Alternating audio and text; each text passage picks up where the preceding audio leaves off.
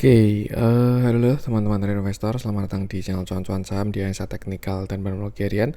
Seperti biasa, kebetulan ini hari Sabtu ya, 27 Desember.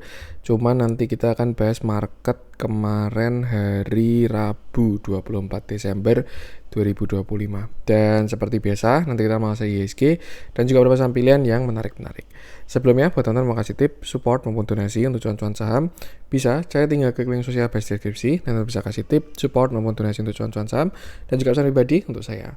Terus buat teman-teman yang bertanya ketika saran, silahkan sampaikan aja, bisa via DM Instagram maupun komen YouTube. Dan insya Allah setiap pertanyaan tonton pasti saya jawab kalau ada waktu. Lalu juga jangan lupa support terus channel cuan-cuan saham dengan cara like, komen, dan subscribe. Karena support teman-teman itu gratis, tinggal klik aja. Tapi sangat berarti buat konten kreator bisa ini.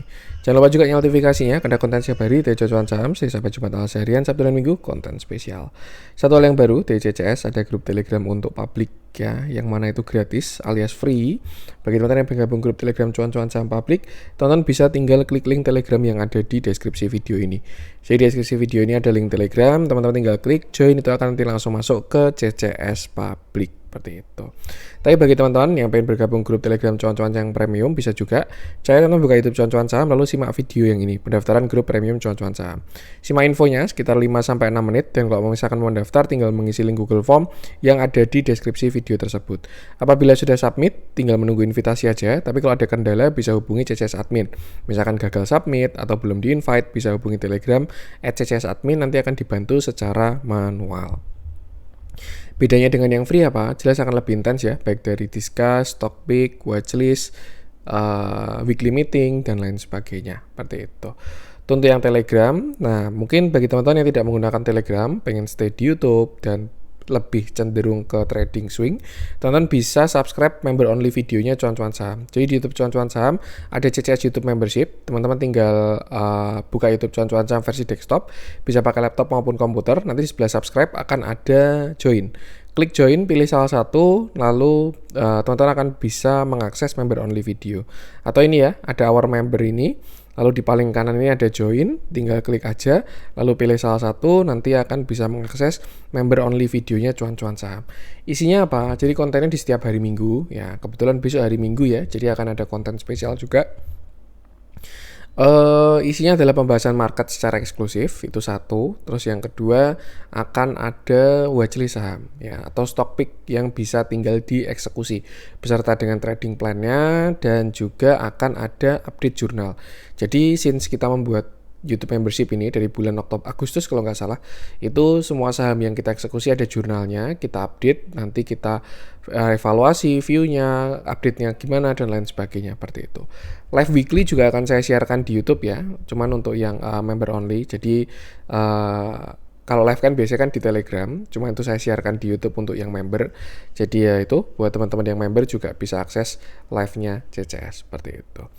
Oke, itu untuk beberapa add-ons ya. Kita masuk ke IHSG, di mana kemarin hari Rabu IHSG turun 0,55%.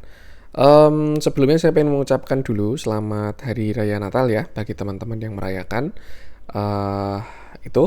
Dan ya, kembali ke IHSG lagi, di mana kemarin hari Rabu itu marketnya koreksi. Ya sebenarnya kalau misalkan dilihat itu sesuatu yang wajar ya. Kenapa? Ya karena marketnya baru mau libur panjang. Ini kan long weekend ya. Kita libur hari Kamis, Jumat, Sabtu, Minggu tuh, dan bursa juga tinggal Senin, Selasa doang. Nanti hari Rabu, Kamis libur lagi. Dan most likely di fase liburan ini orang-orang juga pada tidak trading kayak gitu. Kenapa? Ya intinya gini, pasar itu kan digerakkan oleh pelaku ya, alias pelaku pasar. Ya selama pelaku pasarnya baru pada rehat, ya tidak akan ada pergerakan. Sama halnya dengan itu terrepresentasi dari transaksi maupun dari volume. Teman-teman bisa perhatikan lah, ini transaksinya udah mengecil terus ya. Nih, dari puncaknya di tanggal 11 Desember itu udah mengecil terus. Ya ini wajar, ya wajar. Karena ya banyak yang udah pada mulai liburan lah. Ibarat kata ya tanggung hari kejepit nasional, adalah nggak usah trading dulu dan lain sebagainya. Big fund pun juga dalam tanda kutip sudah pada libur, uang besar juga sudah pada libur dan lain sebagainya kayak gitu. Jadi ini sesuatu yang wajar mendekati liburan. Kerasanya itu nanti biasanya ini ya, Nataru ini sama nanti ketika mau lebaran itu. Cuman ya hari-hari biasa pun juga kita merasakan yang namanya Jumat tuh hari take profit gitu. Karena apa? Yaitu banyak yang saving margin juga. Jadi kan ada yang pakai margin ya biar argonya nggak jalan. Jadi di closing dulu kayak gitu. Itu satu. Ya intinya itu sesuatu yang sangat wajar lah mekanisme pasar kayak gitu. Banyak juga dari kita yang mungkin tidak trading ya, lebih pilih ke liburan beberapa hari ke belakang ini. Itu satu. Nah, yang kedua, kita bahas dari price action IHSG. Ya sebenarnya juga masih on track ya, dimana IHSG ini masih punya uptrend dan setelah itu dia punya ada kemarin ya sempat konsolidasi setelah 11 Desember. Jadi 11 Desember ini namanya Mother Candle. Dia menutup pergerakan dari tanggal 2 Desember sampai tanggal 23 Desember. Jadi 2 Desember sampai 23 Desember itu kan range-nya cuma ada di dalam sini. Di dalam high low-nya 11 Desember ini. Dan akhirnya kemarin pada tanggal 24 IHSG breakdown. Kemarin saya sampaikan opsinya adalah breakout kalau nggak breakdown. Kalau breakout ya dia lanjut naik, kalau misalkan breakdown dia retrace terlebih dahulu. Dan kalau saya perhatikan ya saat ini dia sudah breakdown seperti itu. Apakah IHSG jelek? Saya rasa belum. Ya, ini pun juga saya rasa masih kesempatan untuk entry. Karena apa? Ya dia masih uptrend seperti itu. Mungkin expect bisa cari range di 8.500 ya. Di situ sih besar potensinya IHSG akan mantul dulu. Cuman either itu dia lanjut bullish atau dia dead cat bounce itu yang belum kita tahu ya. Bisa aja dia DCB, dead cat bounce untuk turun lebih dalam itu bisa, atau dia lanjut all time high itu pun juga bisa. Yang penting sama saat ini 8.500 adalah area support dari IHSG. Dan selama uptrendnya ini belum patah pun juga IHSG masih aman-aman aja. Dan ini sebenarnya adalah kesempatan untuk buy seperti itu. Ekspektasi untuk koreksi sebenarnya udah dari lama ya. IHSG dari 10 November dia udah di area swing high.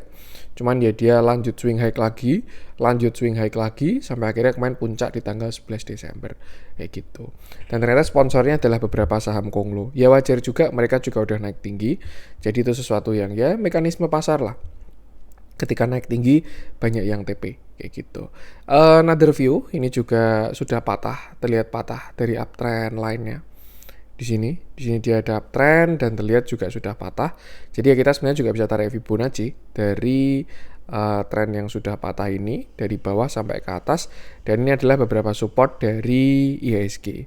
Kemarin memang kelihatan dia rebound dari 85-80-an, itu ada Fibo 382. Nextnya dia di 8.500 sampai 8450, baru setelah itu 8360 dan area golden pocketnya di 8265 seperti itu. Satu hal yang agak kurang enak adalah karena volumenya kecil, koreksinya itu kecil-kecil, kayak gitu. Jadi turunnya 1%. Kelihatan jebol support tapi nggak pakai volume, lanjut turun. Ya itu sebenarnya yang menyiksa ya. Jadi nggak yang nggak sekalian pakai konfirmasi kayak gitu. Cuman ya itu wajar karena transaksinya kecil kayak gitu. Naik, turun lagi, turun, naik lagi. Atau turunnya pelan-pelan, naiknya juga pelan-pelan kayak gitu. Itu kan indikasi dari flow-nya mengecil di IHSG. Lalu apa yang harus dilakukan? Ya tetap kembali aja ke manajemen resikonya. Plan awal ketika entry, money manajemennya kayak gimana, itu yang dilakukan kayak gitu. Karena ya kalau misalkan ditahan-tahan ya, wah udah jebol support nih, udah kena cut lossku, tapi ternyata volumenya kecil sih, tahan-tahan lah, ya jangan juga kayak gitu. Karena nggak ada yang tahu bottomnya di mana kayak gitu. Kecuali teman-teman masih ada budget ya. Jadi contoh lah misalkan, saya mau masuk 10 juta di saham A kayak gitu kan. Harganya 4.000 adalah titip sendal dulu masuk 1 juta. Dibawa turun sampai 3.000. Masih bullish kok. View-nya memang area buy saya sampai 2.000. Ya nggak apa-apa, masukin sisanya. Tapi kalau misalkan udah full porsi, minimal trimming dulu. Anggaplah misalkan tadi ya, case-nya sama. Entry di 4.000, stop loss di 3950. Masuk 10 juta gitu. Karena stop loss-nya nih 3950. Tahu view-nya masih bullish, cuman area stop loss-nya sudah kena. Ya sudah, trimming aja minimal, keluar 30%, 50%, nanti di bawah bisa di cover lagi kayak gitu. Jadi ya trimming itu selain untuk TP juga bisa untuk cut loss juga seperti itu. Dan ya ini harusnya 8.500 sampai 8.450 akan jadi area yang sangat menarik dari IHSG karena selain dia kena support, kena Fibonacci, juga kena trendline. Expect ada rebound di sana, itu nanti bisa buat atur porsi dulu maupun trading pendek. Tapi kalau di all time high, ya IHSG akan kembali swing high seperti itu. Kalau ngomongin 9.000 di akhir tahun kayaknya berat ya. gitu. Kecuali ya di sisa 2 hari besok IHSG dijambak. Cuman ya kalau saya rasa terlalu memaksa nanti jadinya nggak sehat kayak gitu. Januarinya jelek nanti kayak gitu. Jadi ya yang penting sama selalu batasi resiko aja, gunakan area-area tadi. Nih pas juga di 84 sekian tadi ada EMA 50 dan itu sangat menarik sih buat si IHSG ini. Kecuali IHSG jebol EMA 50, prepare untuk kita koreksi lebih dalam. Nah pertanyaannya kalau jebol EMA 50 gimana mas? Ya sudah, kita akan koreksi lebih dalam. Artinya IHSG patah dari secondary trendnya ya. Ini kan dia ada tren luarnya, terus dia juga kemarin ada tren kecilnya. Nah kalau dia sampai patah yang 8.400 ya bisa lumayan dalam koreksinya. Bahkan 7.900 pun juga bisa kayak gitu. Jadi ya yang penting sama selalu batasi resiko. Nanti kita update, kita lihat perkembangannya dari si IHSG ini. Seperti itu. Itu sih untuk IHSG. Kita akan langsung masuk beberapa saham pilihan ya. Mohon maaf juga kayak kemarin beberapa hari nggak ngonten ya. Jujur saya sedang dalam kondisi yang tidak terlalu baik ya. Tuh, jadi ya itulah, mohon maaf. Oke, saya pengen bahas coba dari Bumi ya. Coba kita update view-nya Bumi yang mana kemarin hari Rabu 24 Desember dia koreksi turun 4,74%. Candle-nya cukup solid dan volumenya terlihat tidak terlalu besar. Satu hal yang agak serem adalah ini barang sudah mulai dibahas di mana-mana ya. Maksudnya kalau saya lihat seliweran di IG, terus juga anaknya menteri dan lain sebagainya, Bumi 1200, Bumi 1200, Bumi 1200 kayak gitu. Dan ketika semua orang sudah mulai membahas ya itu jadi sesuatu yang too good to be true kayak gitu. Dan pada prinsipnya cuan itu nggak dibagi sama bandar kayak gitu. Dan apa ya bahasanya?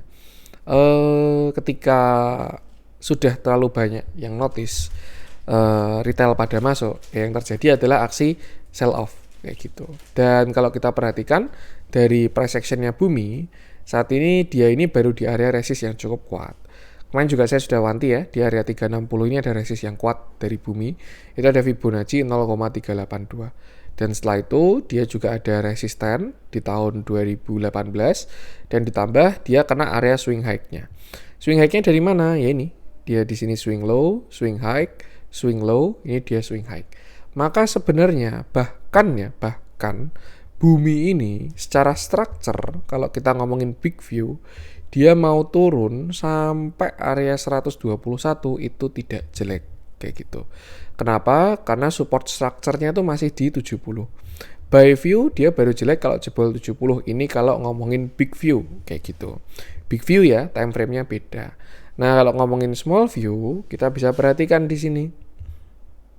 Yang mana terakhir Bumi ini kemarin naik sampai area 400 ya. Lalu dia koreksi dan naik lagi dengan volume yang tidak sebesar tarikannya. Kayak gitu. Tidak sebesar sell on strength-nya lah di sini.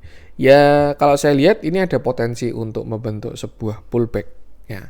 Jadi ini high, breakdown. Di sini kan kalau kita perhatikan sebenarnya dia juga ada tren. Ya. Trennya di mana? Di sini. Ini kan tren juga ini. Tren yang sudah patah. Nah, dia naiknya kencang, kena sell on strength, breakdown. Dan ini sedang membentuk kaki yang kedua. Kalau di bawah kaki yang kedua, kalau ke atas mungkin kita nyebutnya kepala yang kedua ya, seperti itu.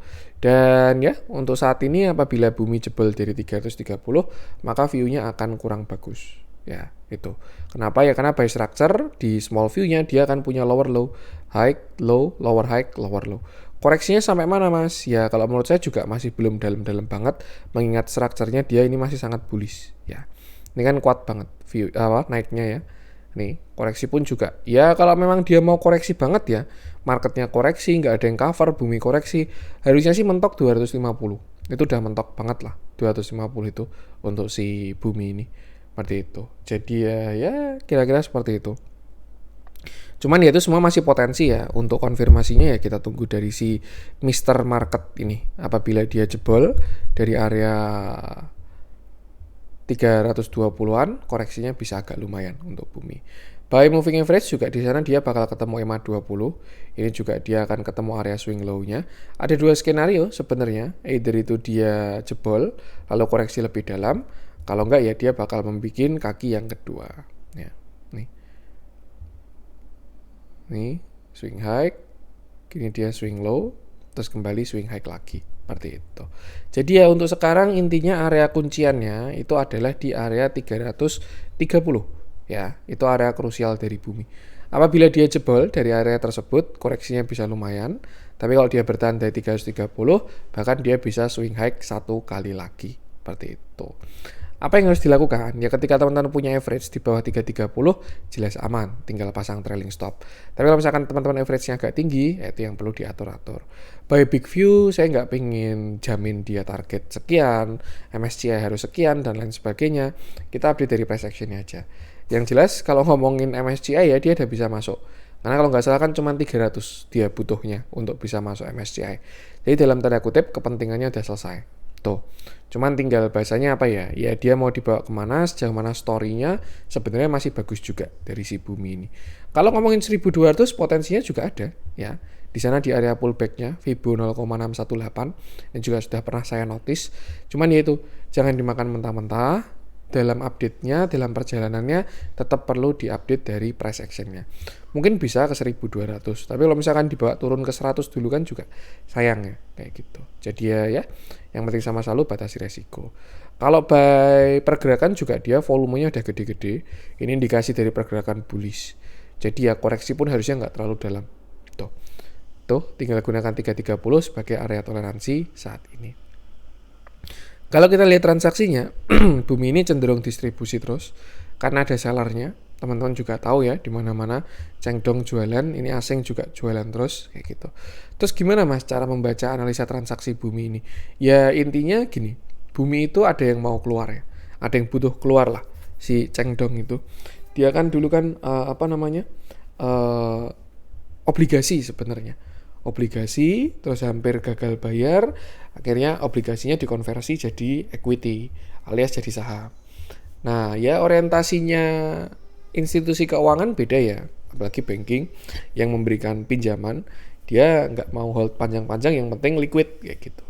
Makanya setiap naik bumi ini dibeli terus, dijual terus kayak gitu. Cuman kok masih bisa naik terus Mas? Ya as simple as yang beli lebih banyak kayak gitu. Ketika daya beli atau demand lebih besar daripada supply, even supply-nya ada institusi, ya harga tetap akan naik kayak gitu. Itulah pentingnya dari price action.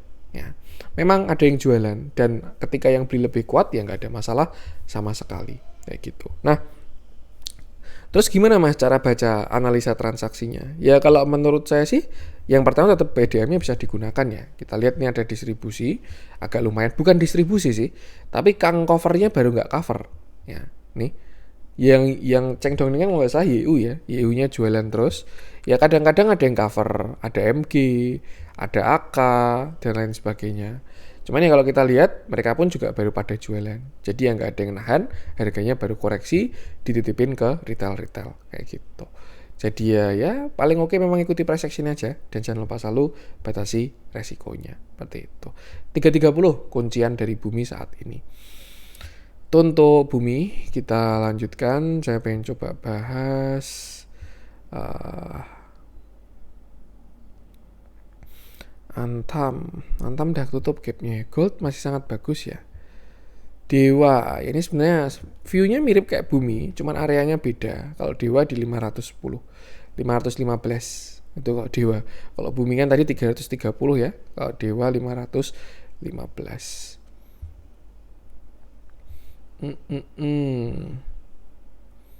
Archie Gold. Kalau gold saya malah pengen bahas hartanya nanti kalau misalkan muncul ya.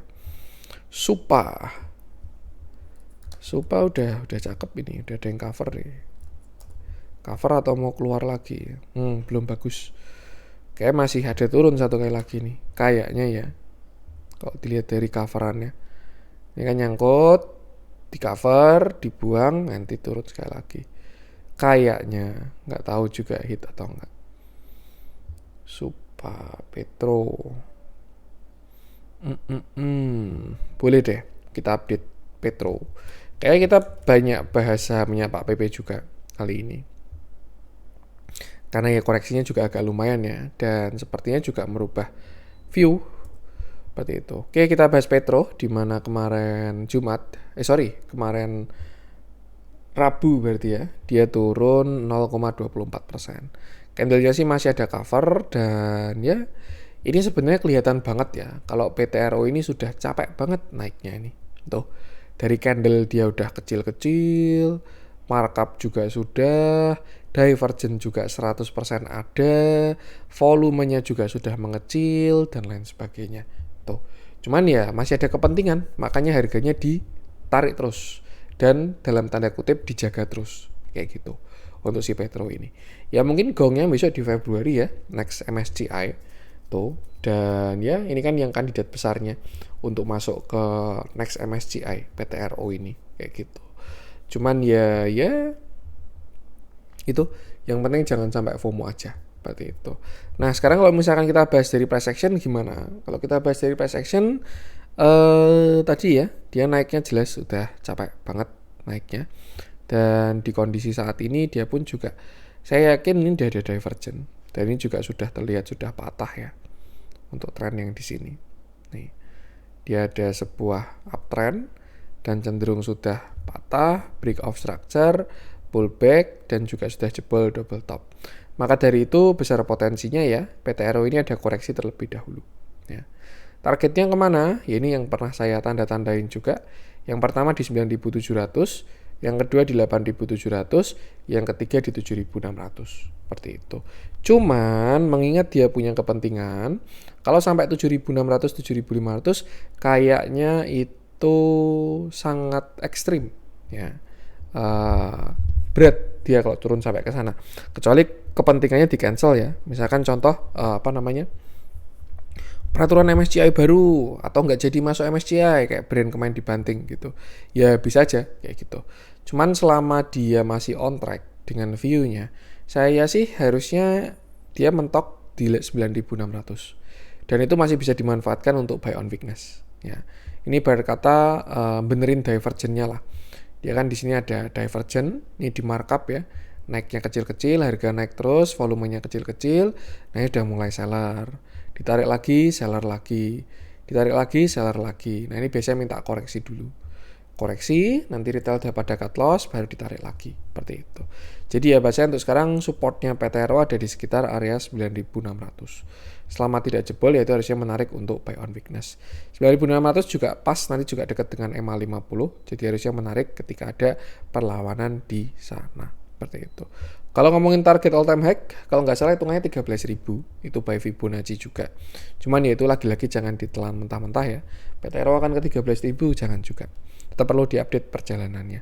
Dan yang penting sama selalu batasi resiko. 9.600 support saat ini kalau dia jebol dari 10.000 ya. Ya 10.000 itu juga ada support sih. 10.000 sampai 9.600. Tapi kalau mau tawar Afgan ya 9.600. Transaksi masih bagus. Ini kelihatan kalau dijaga banget ya. HP yang beli pun juga masih bandar-bandar ini. HP, TP, BB, LG, DX. Kalau nggak salah kan Pak PP itu kan biasa pakai HP sama DX ya. Tuh. Sedangkan di seller side-nya juga masih retail-retail. Jadi ya so far so good, masih dijagain karena kepentingannya masih jalan ya. Ngomongin akum juga masih bagus banget PTRO ini. Kok beda nasib Mas sama si BRPT? BRPT kan juga akum gitu. Ya itu memang barangnya dikumpulin ya. Cuman kalau kasusnya BRPT ada yang jualan, asingnya ada jualan. Kalau kasusnya PTRO asingnya masih ikut beli. Jadi ya itu uang-uang pinter semua pada beli, harganya naik terus kayak gitu. Beda sama si kondisinya BRPT ya. Jadi ya yang penting sama selalu batasi resiko. So far so good, arahnya juga masih oke. Tinggal dikawal aja perjalanannya. Itu untuk PTRO. Saya lanjutkan. Saya pengen coba cek BRMS kayaknya seru ya. Kita coba update view-nya. Ini kan emas mas kok malah turun gitu. Ya kayaknya dia juga kedampak dari siapa namanya Konglo ya tuh. jadinya dia ikut koreksinya.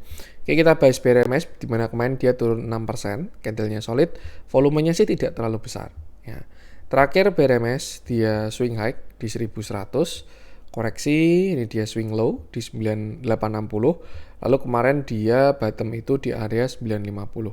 Membentuk sebuah ascending, lalu akhirnya breakout pada tanggal 12 Desember. Arah satu kali, yang kedua dia kena area swing high, dia kena sell on strength. Turun 8%, mencoba rebound tidak terlalu kuat, dan akhirnya sekarang dia koreksi lagi. Pertanyaannya adalah, BRMS bisa kemana mas? Sebenarnya kalau saya lihat dari price actionnya ya, BRMS ini malah lebih bagus dan lebih sehat apabila dia ke sekitar 1000 terlebih dahulu. Ya, dari itu 1040 sampai area 1020. Kenapa? Karena yang pertama di situ adalah area neckline, di mana sebelumnya resist, itu akan diuji sebagai support, resist, breakout. Nah itu akan diuji. Fresh demand lah bahasanya. Itu satu. Yang kedua, di area tersebut dia juga ada uptrend line. Ya, di sini kan dia swing high, di sini dia swing low. Kalau menyentuh ada potensi itu akan jadi spekulatif buy atau setup swing lah bahasanya kayak gitu. Cuman ya ini dynamic, jadi harganya bergerak ya. Kalau misalkan besok dia turunnya kencang ya bisa kena di 990. Kalau turunnya pelan-pelan bisa kena di 1030 dan seterusnya. Yang jelas kalau menurut saya 1040 sampai 1000 itu menarik untuk si BRMS. Kalau mau di-collect lagi dengan stop loss taruhnya di bawah 950 karena strukturnya dia di sana seperti itu. Itu satu. Cuman yang kedua, saat ini juga dia terlihat masih konsol ya. Konsol pada range 1065 sampai range 1200. Dia belum jebol bawah maupun belum jebol atas. Jadi sebelum dia ke 1000 tadi, 1065 masih akan jadi confirmation ya. Karena ya selama dia nggak jebol ya dia bakal tektok di sini terus. 1065, 1200, 1065, 1200 dan seterusnya. Kalau misalkan dia tidak jebol. Tapi kalau dia jebol 1065 baru buy on weakness di 1040 sampai 1000. Potensinya yang mana? Kalau saya lihat sih potensinya ya mungkin yang ini ke 1000 dulu kalau melihat marketnya ya. Memang goldnya bagus, bahkan all time high lagi. Kita liburan goldnya all time high terus. Cuman ya itu, kalau kita bandingkan dengan chart kepentingannya beda. Harta, Archie itu kan beda sama BRMS. Sedangkan si BRMS ini masih cenderung koreksi. Ya drive-nya beda lah. Ya, ponglonya baru pada mau rehat. Itu wajar kok. Kayak gitu. Kalau ngomongin big view, sebenarnya BRMS ini targetnya jauh banget ya. Saya sudah pernah spill ya, bahwasanya dia all time high itu targetnya di 2100. Tuh. Cuman ya apakah akan hit? Saya juga nggak tahu. Hitnya kapan? Saya juga nggak tahu. Yang jelas by view dia ada arah ke sana. Tuh. Yang perlu jadi patokan adalah perjalanannya ya. Tuh. Karena ya target nggak ujuk-ujuk langsung jebret gitu. Dibawa turun dulu misalkan sampai 400 terus ke sana lagi itu kan juga bisa juga. Kayak gitu. Jadi ya yang penting sama selalu batasi resiko aja. Seperti itu. Itu untuk price actionnya BRMS. Nah sekarang kita lihat transaksinya ya. Dari si BRMS ini. Untuk kemarin hari Rabu masih bagus ya. Terjadi akumulasi. Walaupun kalau kita perhatikan ini juga dari jumlah brokernya distribusi. Ya maksudnya gimana mas? Ya kalau saya melihatnya kayak gini sih. Ada yang apa ya? Ada yang nampungin lah. Dan kalau kita lihat buyer side-nya ini juga banyak retail sih. CP, YP, XL, dan seterusnya ini. Yang beli juga uang-uang bagus juga. Kayak gitu. Itu sih. Dan kalau kita track ke belakang, si BRMS ini dia masih cenderung akum. Ya, cuman ya kalau kita perhatikan kemarin ada TikTok ya. Ketika arah ditarik, ARB langsung dibanting ini. Tanggal 17 Desember. Ada yang sell on strength besar lah. Jadi ya wajar bentuknya kayak gitu. Tinggal tunggu dia cover lagi atau enggak. Kalau ngomongin foreign-nya juga masih bagus. Jadi mungkin kemarin yang TikTok si apa ya, non retail lah bahasanya atau bandarnya. Kayak gitu. Ya apapun itu gunakan price action aja. Jadi ya yang penting sama selalu batasi resiko. Karena dengan price action kita jadi tahu kapan harus entry, kapan harus exit. Itu untuk BRMS. Kita lanjutkan. Saya pengen coba bahas Inco udah kena target sebenarnya ya. Telat kalau bahas sekarang. Tapi boleh deh, siapa tahu kita melihat proyeksi lainnya. Karena kalau kita perhatikan ini komoditas baru pada menggila lagi. Gold, silver, nikel, dan lain sebagainya. Efek dari apa? Ya karena US sudah siap fase potong suku bunga ya. Likuiditas bakal banyak, uang bakal berlimpah, inflasi tinggi, ya Indian pada lari ke store value atau lindung aset atau tempat hedge kayak gitu. Hedging. Ya salah satunya di komoditas kayak gitu. Nah, sekarang kita bahas price actionnya Inco, cuman saya pengen bahas big view-nya dulu. Di mana Inco ini dia kemarin minggu berarti ya, naik 22%. Seperti itu. Kalau secara big view, Inco ini sebenarnya baru di persimpangan jalan. Dia baru di persimpangan jalan, cuman satu hal yang bagus, dia sudah berhasil breakout dari downtrend line besarnya. Jadi by big view, ini sebenarnya bagus banget Inco ini. Kalau teman-teman masih punya barang ya, itu masih sangat worth lah untuk di hold. Target bahkan mungkin bisa 6.200 sampai 6.800. Itu ke area order blocknya dia ya. Nih, di sekitar sini. Nih, kalau ngomongin target big view-nya Inco bisa kemana ya? Saat ini realistisnya upside-nya ke situ. 6.200 sampai 6.800. Kenapa? Karena yang pertama dia udah keluar dari downtrend, itu satu. Yang kedua, dia juga sudah higher high kayak gitu. Dan yang ketiga, kalau saya lihatnya sih, ini dia berpotensi membentuk yang namanya inverted head and shoulder ataupun quasimodo ya. Apapun itulah sebutannya terserah. Dan ya, dia juga sudah keluar dari neckline itu di sekitar 5.000 sampai area 4.800 ya. Ini di sini. Tuh, ini shoulder kiri, lalu ini headnya, lalu ini shoulder kanan. Memang ada target proyeksi ya, cuman satu hal yang pasti trennya sudah berubah. Dari yang awalnya downtrend, dia reversal jadi uptrend. Jadi sebenarnya dalam tanda kutip, perjalanan ini baru akan dimulai oleh Inco, fase bullishnya. Sampai kapan mas? Sampai dia reversal lagi ya. Siapa tahu dia reversal misalkan di 6.200 ya bisa.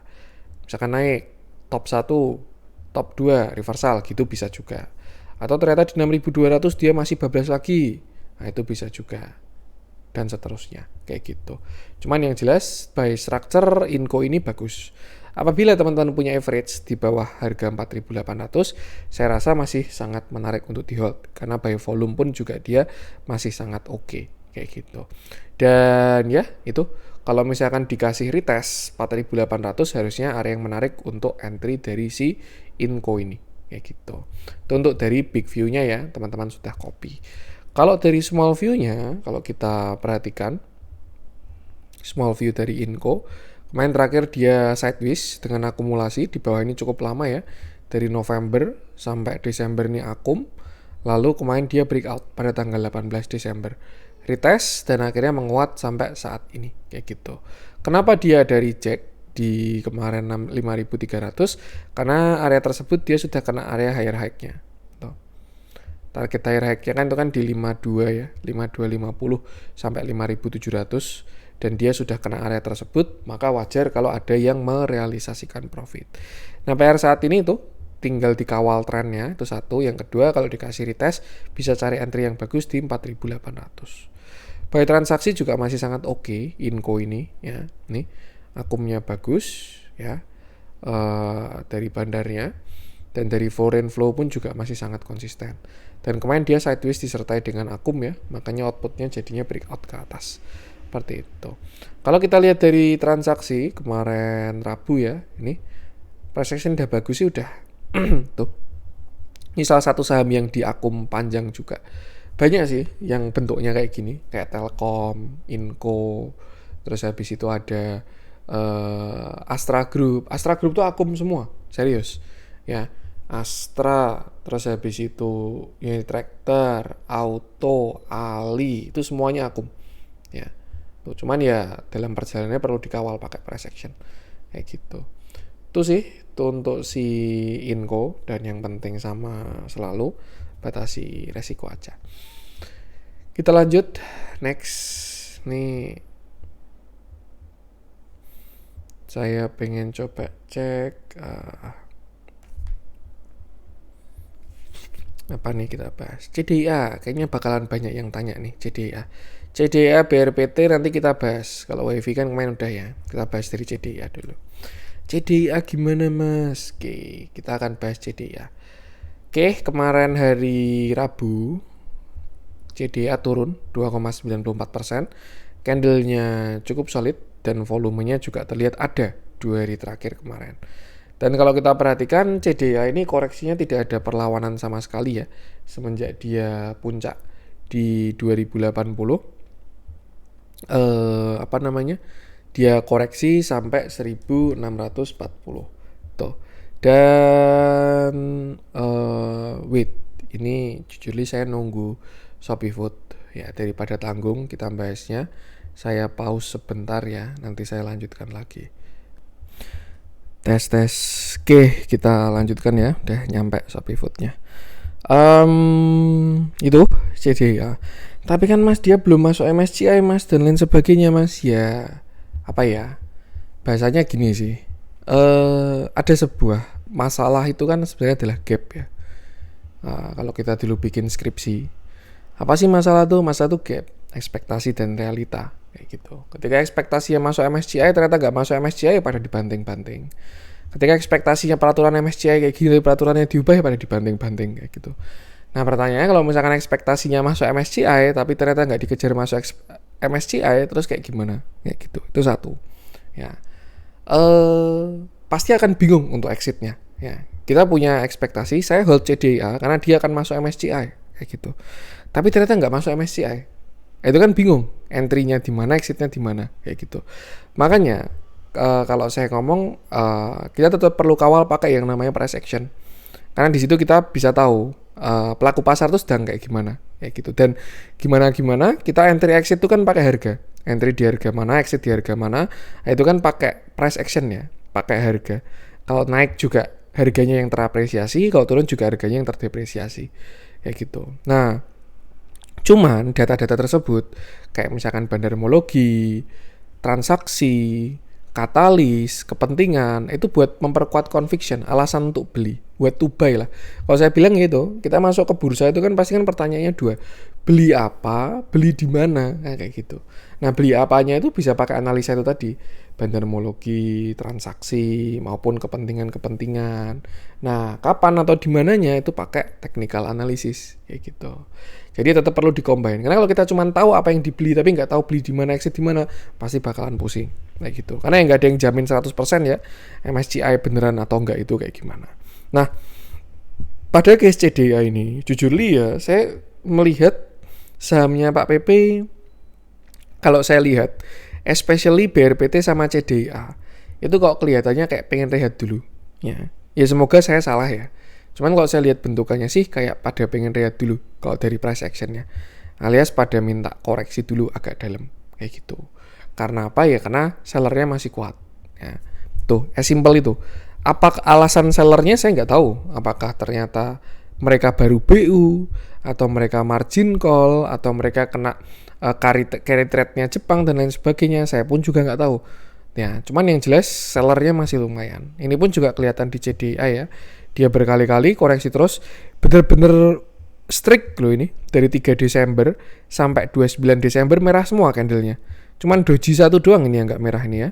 Tuh, merah terus koreksi sampai sekarang. Artinya kan apa? Seller tuh kan kuat banget sebulan ini. Dari awal Desember sampai sekarang. Kayak gitu.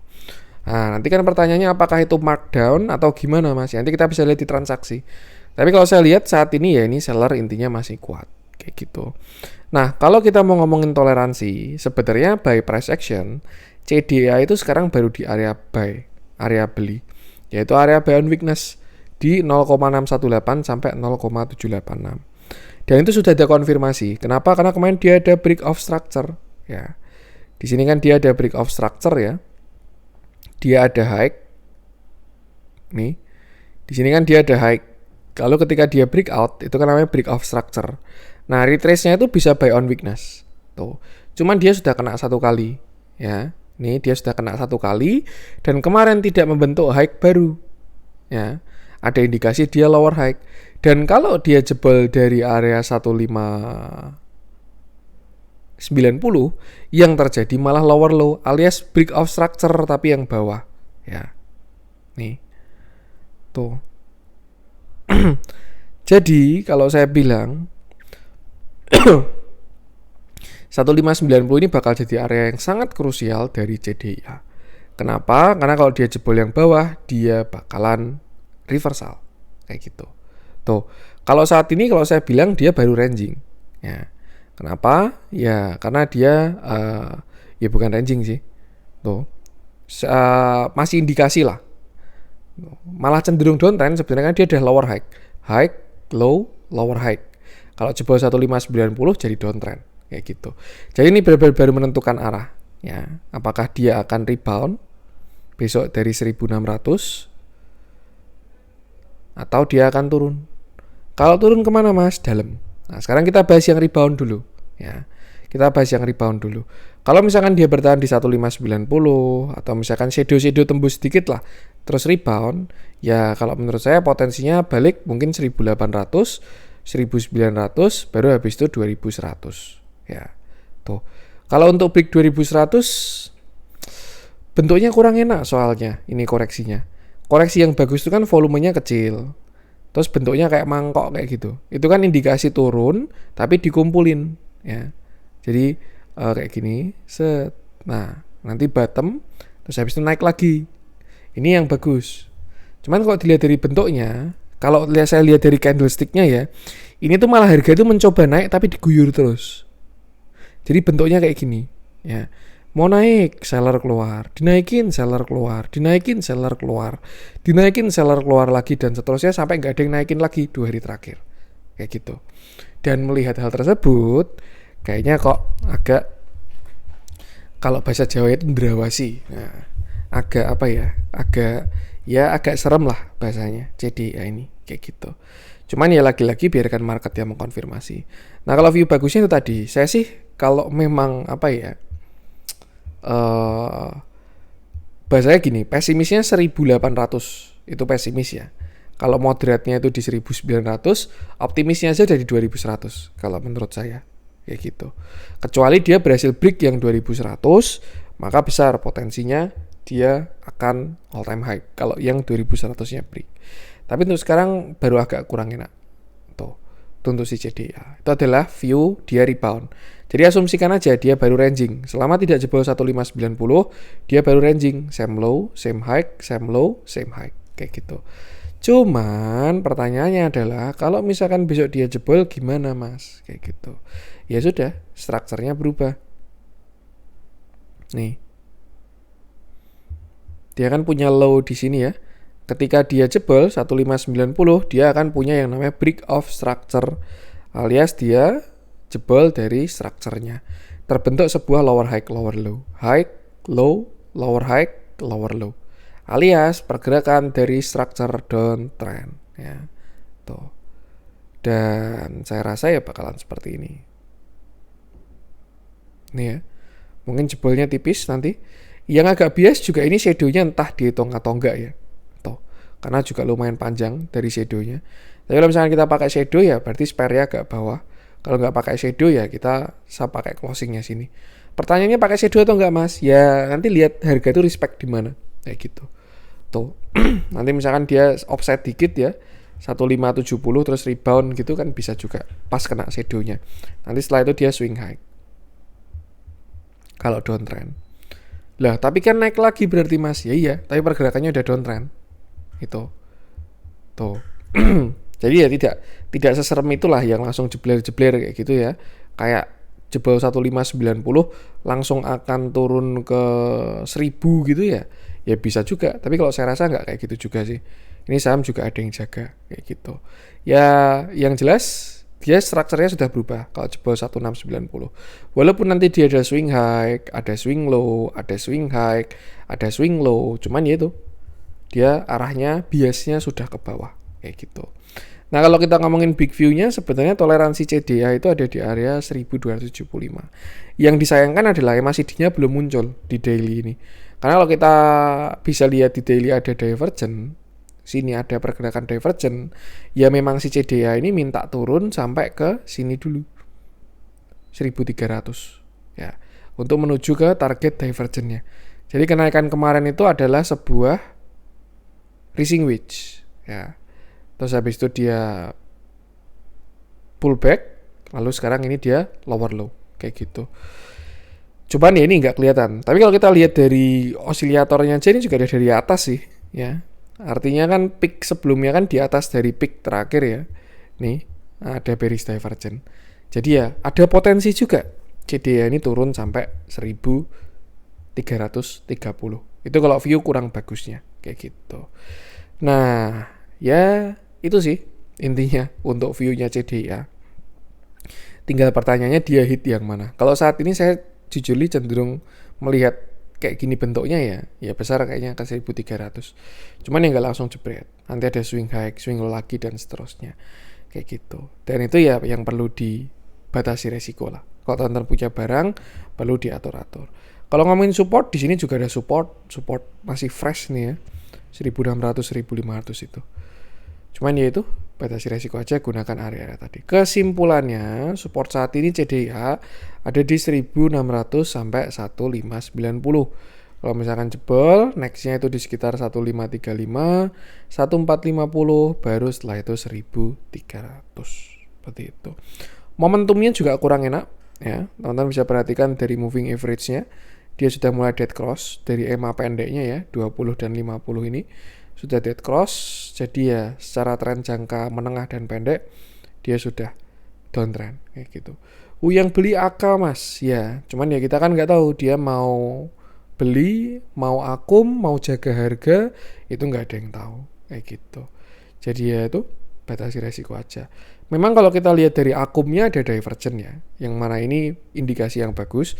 Dan kalau kita perhatikan dari indikator ini, dia convergent. Maksudnya gimana mas? Ya ini, ketika dia ada spike naik, harga juga naik. Ketika dia turun, harga juga turun. Ketika kemarin dia naik, harga naik lagi. Ketika dia turun, harga turun. Nah kondisi saat ini, CDA ini harganya turun, tapi akumnya naik. Ya, jadi bahasanya ada divergent kayak gitu. Tidak selarasan lah antara indikator akumnya kayak gitu. Nah, itu indikasi yang apa ya bahasanya lumayan bagus sebenarnya kayak gitu. Kalau dari asingnya juga ya relatif sama lah dan belum terlalu kuat juga buy-nya kayak gitu. Itu sih. Ya kalau saya melihat dari analisa transaksi masih ada toleransi. Ya, kalau melihat dari akumnya dan lain sebagainya, tuh saya pengen lihat dah dari awal Desember siapa yang ngumpulin. Nah, ini ya kalau kita lihat yang ngumpulin ya retail-retail kok dari awal Desember nih, 1 Desember sampai 24 nih. SL, YP, CC, SK, GR, XC, aduh udah jejer di kiri semua ini. SCOD, CP, MG, KK, DR dari retail semua. Jangan jualan NI, HP, CD, LG, DX, ya sudah. Tuh. Itu kalau ditarik panjang ya dari awal bulan. Kayak gitu. Cuman kalau misalkan ditarik dari dia akum bayi tanggal berapa nih? Asumsi tanggal 10 Desember ya. Itu kan 1 Desember. 10 Desember. Ya sama aja, masih XL. Ya. Memang XL-nya ini kelihatan kalau bukan XL sembarang XL ya. Bentuknya beda lah. Cuman ya kalau saya lihat ya mungkin itu transaksi afiliasi ya. Jadi harga ada yang mau exit, tolong dijaga harganya pakai broker lain. Kayak gitulah kira-kira ilustrasinya. Lihat kok jadi bingung saya mas. Ya paling gampang ikuti price action. Ketika jebol ya sudah batasi resiko dulu. Tuh. Oh dia diakumulasi kok tapi jebol supportnya. Masukin watchlist saja. Nanti ketika masuk ke area bagus baru beli. Seperti itu. Dan yang penting sama selalu batasi resiko.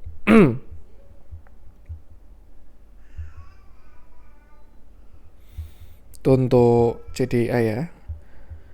Saya lama nggak konten, pengen konten dengan santai lah ini kali ini. Yang pengen kita bahas. Lanjut saya pengen cek BRPT.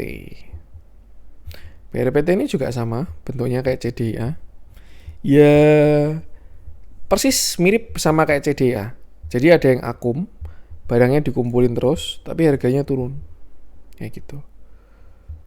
Nah, oke, BRPT akhirnya dia jebol support ya. Tuh, dia kemarin turun 4%, candlenya cukup solid dan volumenya juga. Ya kalau kita bilang lumayan volumenya. Kayak gitu. Terakhir ternyata dia naik sampai 3.900 itu pullback ya, bukan untuk breakout. Tapi pullback karena area tersebut adalah area Fibonacci 0,618. Nih. Main dia naik itu 0,618, lalu akhirnya dia koreksi sampai di 3100 saat ini. Pada case BRPT kalau CDA tadi belum jebol ya. Kalau BRPT ini juga bahkan dia udah dimentok ini 3120 kan. Ini dia 3130. Dan kalau misalkan jebol ya terjadi lower low dan dia akan melanjutkan koreksinya dengan target itu di sekitar 2800 sampai 2600 untuk si BRPT ini kayak gitu. Jadi ya itu 3100 apabila besok memang dia jebol ya, ada arah lanjutan sampai 2800-an. Dan dia sudah masuk ke structure downtrend, high, low, lower high, lower low, lower high, lower low, lower high, lower low, dan seterusnya. Apabila teman-teman punya barang atas, itu perlu atur-atur porsi. Jangan sampai nyangkut ya. Karena ya kalau trennya sudah berubah, mau ditunggu nggak bakal kejemput ya gitu. Selama masih bullish, nyangkut nggak ada masalah ya. Tapi kalau misalkan trennya sudah reversal, teman-teman nyangkut ya nggak bakalan kejemput. Kayak gitu. Pada case BRPT ini 3100 toleransi akhir. Kalau misalkan besok Senin dia jebol 3100, besar potensinya dia menuju 2800-an. Apakah ada setup Mas? Ya bisa juga. Ini kan spekulatif ya. Spek buy di area swing. Nah, ini kan swing. Dia kan cari swing low ini. Swing low, nanti kan dia swing high. Nah, nanti swing low lagi, swing high dan seterusnya. Cuman ya itu sih, kalau menurut saya sih kalau belum punya barang mungkin namanya wait and see dulu lah. Tuh, karena kalau kita perhatikan ini juga sellernya masih kuat ya, BRPT ini. Tuh. Bahkan 2 hari terakhir kemarin agak lumayan. Kayak gitu. Kalau kita lihat akumnya juga masih bagus. Ya, barang dikumpulin terus lah BRPT ini. Cuman ya itu, dia ada seller. Asingnya baru jualan, masif ya. Keluar terus lah ini dia jualannya. Tuh. Dan ya itu. Pak PP baru memprovide liquidity karena mungkin asing ada yang mau TP di BRPT biar harganya nggak jatuh, biar mereka bisa keluar. Akhirnya dikasih likuiditas. Karena salah satu tugas bandar kan itu ya, menjaga likuiditas. Saham kalau nggak liquid kan nggak bagus. Nggak bisa masuk, nggak bisa keluar. Jadi saham yang bagus ya kayak gitu. Ada transaksi minimum, ada likuiditas, dan lain sebagainya. Kayak gitu. Jadi ya kira-kira itulah. Tesisnya 2, kayak gitu. Setelah asing ini bersih atau exit, kira-kira apa yang akan dilakukan? Dah itu aja. Kalau ternyata mereka mau buyback, ya artinya Pak PP win. Dia menahan, ini kan mau diturunin sama asing ya. TP, turunin lah harganya. Cuman ternyata ada yang nahan nih. Harganya ditahan terus kayak gitu. Ibarat kata mereka baru nge-short. Kalau mau close position kan mereka harus ngelong ya, harus buy. Ketika harganya nggak turun, ya mereka kan jadi nggak terlalu untung. Sedangkan mereka wajib untuk beli lagi untuk close position shortnya itu. Nah, yang untung siapa? Ya yang tahan harga. Gitu. Makanya Pak PP orang paling kaya ya. Ya karena memang pintar juga. Kayak gitu. Ya itu sih, kalau dari price action ini 3100. Dah itu aja. Kalau dia jebol 3100, arahnya masih agak lumayan. Tapi kalau dia rebound, nah itu juga bisa buat atur-atur porsi. Dan saya rasa saat ini ya 3400 sudah jadi area resist untuk saat ini. Jadi ya, yang penting sama selalu batasi resiko aja. Untuk BRPT, WiFi kemarin udah kita bahas ya. Ini juga baru ada sellernya. Ya asing memang baru TP-TP sih. Ini kelihatan banget kalau di TikTok asing ya. Naik, ditarik, turun dibanting, naik, ditarik lagi, turun dibanting, dan seterusnya. Yang agak drawasi adalah semua orang udah bahas WiFi. Saya nggak tahu kenapa pada bilang 2026 WiFi akan kesekian. Ya, itu sih yang agak malah bikin was-was ya. Harta ini juga bagus, tinggal menuju ke targetnya ya, gold related. Tuh saat ini target harta di 2400 targetnya harta.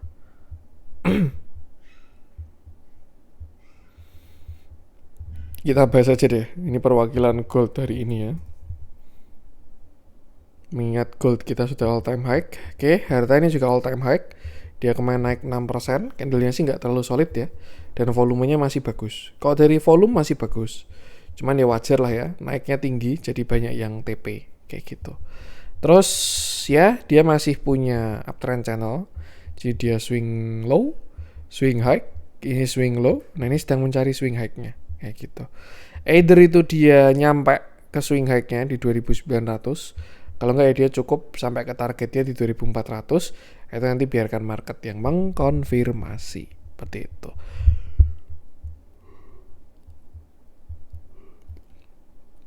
Yang jelas untuk sekarang targetnya ke sana 2400 sampai 2900.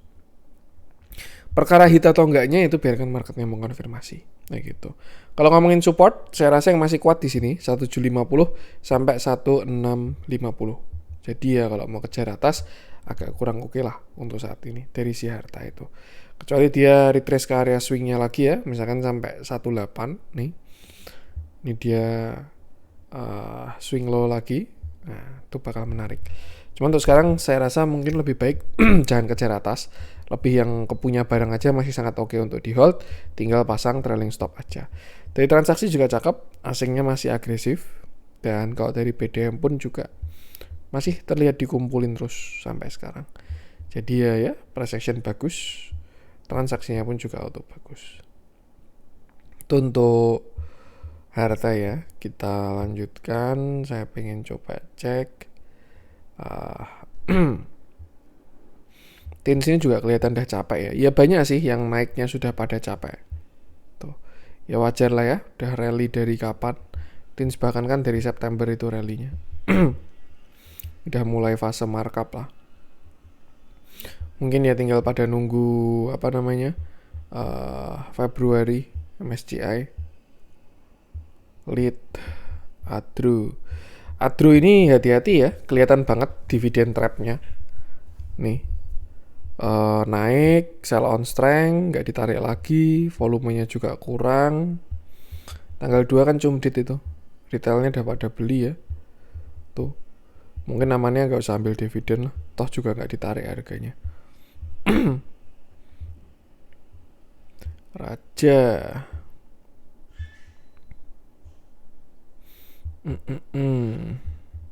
Raja buy on weakness tapi masih agak lumayan dalam. IMPC ini juga, IMPC ini apa ya? Kandidat besarnya lah itu. Buy transaksi juga masih ganteng banget ini INPC ini. Masih lanjut kayak besok. Ratu Hubi. Pani dia kena swing low. Kalau dia besok swing high, ini bisa dibuat untuk atur porsi. 13.000 udah jadi resist itu sih. Astra, Bufa, Aman, Telkom, PTPP. Saya pengen bahas PTPP deh. Ini juga sebenarnya sudah sering saya bahas ya. Cuman di banyak kesempatan lah PTPP ini saya bahas. Karena kalau ngomongin prospek 2026, saya rasa konstruksi BUMN ini salah satu yang punya cerita ya. Kalau menarik juga menarik, kalau punya cerita juga dia punya cerita kayak gitu. Yang mana kita tahu ini kan baru pada diberesin ya sama Danantara ya. Katanya mau di merger yang sekian banyak jadi cuman disisain sekian doang kayak gitu. Saya memang udah nge-watchlist PTPP ini dari lama. Kenapa? Karena dia akumulasinya bagus. Teman-teman bisa perhatikan lah. Ini ketika dia koreksi dari Juni sampai kemarin itu barang dikumpulin terus ya. Nih dia kan masih net akum ya tuh, sedangkan harganya turun terus, jadi kan divergen ini. Makanya bahasanya apa ya, transaksinya masih bagus lah untuk si PTPP ini kayak gitu. Itu satu. Yang kedua, buy story pun juga cakep ya. Mau di merger, yang jelas merger, akuisisi, semua corporate action tuh bagus. Itu merger, akuisisi, private placement, right issue, dividen dan lain sebagainya, semua itu bagus. Ya, karena ya itu adalah fungsi dari fungsi dari pasar modal kayak gitu. Nah, kalau kita bahas dari price action gimana? Yang pertama kalau kita perhatikan PTPP ini udah keluar dari downtrend ya. Dia kemarin punya downtrend channel, koreksi terus sampai kemarin akhirnya breakout di tanggal 24 Desember. Cukup menarik karena yang terjadi apa? Weekly-nya juga sudah closing. Nah, ini kan dia closing di weekly kayak gitu. Secara downtrend dia sudah break, tapi secara structure dia belum break. Ya. Yang dibutuhkan dari PTPP sekarang adalah breakout area 440. Kalau misalkan 440-nya breakout, dia akan memulai fase uptrend awal. Kenapa? Karena kemarin dia punya low, high, same low atau higher low, dia akan punya higher high di 440. Yang bagus lagi kalau dia break yang 500. Kenapa? Karena dia akan punya higher high pada structure yang lebih besar. Low, high, higher low, higher high. Jadi kalau misalkan PTPP ini break 500, bukan perjalanan sudah selesai, tapi perjalanan baru akan dimulai. Kalau di chart pattern bisa jadi flag, bisa jadi inverted head and shoulder, dan lain sebagainya. Cuman yang jelas 500 adalah area kuncian dari PTPP. Kalau break yang 500, harusnya perjalanannya jauh, kayak gitu. Terus pertanyaannya kira-kira dia bisa naik sampai mana? Ya, seperti biasa kita bisa tarik pakai Fibonacci ya. Tuh, dari pucuk atas sampai ke pucuk bawah. Ya, yang sudah di break. Kalau kita tarik di sini kan dia sudah di break ya. Oh, kalau kemarin sih belum break. Kita berarti tarik dari yang sini dulu aja deh. Kita yang realistis dulu aja. Nah, ini adalah beberapa resist dari PTPP. Ya kalau kita perhatikan dari swing yang di sini ya. Nih. Dia kan kemarin ada downtrend. Swing low, swing high, swing low, swing high, swing low sudah berhasil breakout. Kita tarik Fibonacci-nya dari 840 dan ini adalah beberapa resist dari PTPP. Terdekat memang 500, area krusialnya itu 0,618. Kalau dia break yang 500, nextnya 630, lalu nextnya 840, dan besar potensinya ke 1400. Kayak gitu. Dan kalau menurut saya sih, besar potensinya ke 1400. Kenapa? Karena dia kemarin rejectnya di 0,618. Ya seperti biasa, 0,618 tambah 0,618 sama dengan lebih dari 1. Ya kan? Nih. Tuh. Maksudnya gimana sih mas? Ya ketika kita pakai double bottom ya. Bottom 1, bottom 2. Targetnya berapa? Setinggi bottomnya. Kayak gitu. Atau pakai cup and handle. Targetnya berapa? Setinggi cupnya. Nah kalau pakai Fibonacci ya kayak gitu. 0,618. Asumsinya ya kalau dia higher high di situ ya bakal kali 2. Kayak gitu. Cuman ya lagi-lagi itu. Biarkan market yang mengkonfirmasi. Tinggal kita kawal dalam perjalanannya. Kayak gitu. Itu untuk si prospek PTPP ya, 500, 630, 840 ini udah lumayan kuat nih 840 nih. Ada resist yang cukup kuat. Mungkin di sini bakalan banyak drama dulu nanti. 840 nih ya. Ada order block, ada resisten dan lain sebagainya. Pullback-nya pun juga dia di sana. 840. Jadi ya saya mungkin kalau pesimisnya ya saat ini 500. Moderatnya 840, optimisnya di 1400. Tuh. Kalau ngomongin yang big view banget, nanti butuh konfirmasi lebih lanjut ya. Ketika dia udah breakout yang sini. Ini juga dia all time high di 4000 ya. Gila memang. Kalau udah tren berubah tuh ya nggak ada ampun lah bahasanya. Tuh. Ya ini. Kalau dia break nanti ke 840 harusnya sih cakep. Tuh sih. Nah, sekarang pertanyaannya kalau mau entry di mana, Mas? Nah, itu dia ya. Yang jadi kebingungan saat ini. Ya, kalau ngomongin support sebenarnya saat ini masih di 350. Ya, tuh dia kemarin bentuk sebuah base. Cuman ya kalau dikasih nutup gap itu menarik buat entry. Tapi kalau di area sekarang ya mungkin lebih baik tunggu dia break dulu aja. Breakout 440 retest itu nanti baru cari entry di situ. Tuh. Atau kalau misalkan dia besok koreksi nutup gap, itu juga bisa entry di situ. Yang jelas kalau saya perhatikan duit mulai masuk. Ya. Ini ada volume spike segede ini itu udah kayak, ayo mesinnya udah panas, tinggal jalan aja, kayak gitu. Itulah fungsi dari volume. Kalau kita lihat transaksi, nih kemarin terjadi akum ya. Excel-nya juga Excel berbulu serigala ini. Tuh. Sekarang Excel banyak digunakan ya. Baik tidak cuma retail doang. Mereka segmennya udah lumayan luas. Jadi ya ilmu berkembang lah, harus lebih update lagi kayak gitu. Dan kalau kita perhatikan akumnya yang dari lama ini, kan dia akumnya dari, anggaplah dari sini ya, dari April.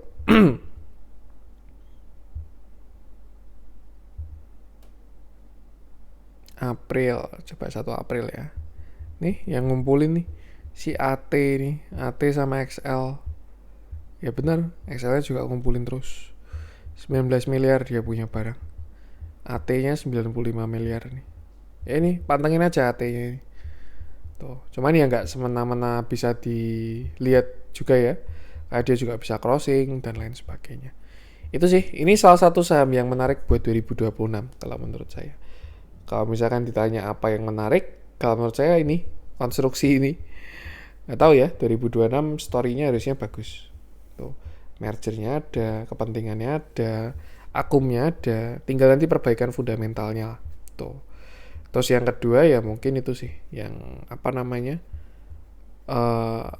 perusahaan-perusahaan yang kena aturan OJK itu, yang harus naikin modal ya, asuransi sama bank kecil. Tuh sih, ya apapun itu selalu batasi resiko aja. Tuh, mohon maaf kemarin saya bolong beberapa hari ya, nggak bikin konten karena itu. Jujur saya sedang dalam kondisi yang tidak baik. Itu mungkin belum akhir tahun sih, jadi saya belum mengucapkan tahun baru ya. Mungkin itu dulu untuk konten kali ini. Semoga bermanfaat. Mohon maaf kurangnya dari saya. Jangan lupa support terus channel cuan-cuan saham dengan cara like, komen, dan subscribe. Karena support mana tuh gratis, tapi sangat berarti buat konten kreator saya ini. Sekian dari saya dan salam cuan.